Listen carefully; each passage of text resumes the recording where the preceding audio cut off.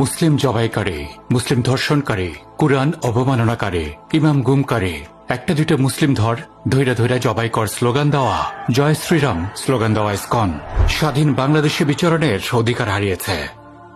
আজ যদি আমরা এই জঙ্গি ইসকনকে না থামাতে পারি, লিখে নিন, কাল তারা আমাদের ঘরে ঢুকবে জয় শ্রীরাম বলে। আমাদের মা বোনদের ধর্ষণ করার জন্য তাদের গোপন মিশন আছে, যে মিশনের জন্য তারা নিবেদিত। তাদের কলিজার ওজন অনেক বেড়ে গেছে, তাদের কলিজার ওজন অনেক বেড়ে গেছে। মুসলিমবঙ্গের মুসলিমদের ঘুম কবে ভাঙবে? কথা মাত্র একটা, এই দেশে ভারতের এজেন্ডাবাহী জঙ্গি ইসকনের কোনো স্থান নাই। No if no but, only full stop.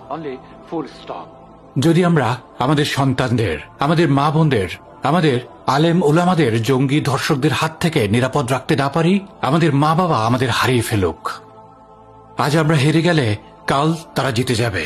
কালিমা লা ইলাহা ইল্লাল্লাহু মুহাম্মাদুর রাসূলুল্লাহ সাক্ষ্য দেওয়া অন্তরগুলো এখন এত দুর্বল হয়নি যে জয় শ্রীরামের বাহিনী আমাদের গলা কেটে আর ধর্ষণ করে আমাদের উপরে বিজয়ী হবে।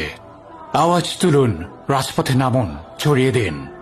কথার শুরু এবং কথার শেষ ইসকন নিষিদ্ধ করেই তবে থামবে বাংলাদেশ।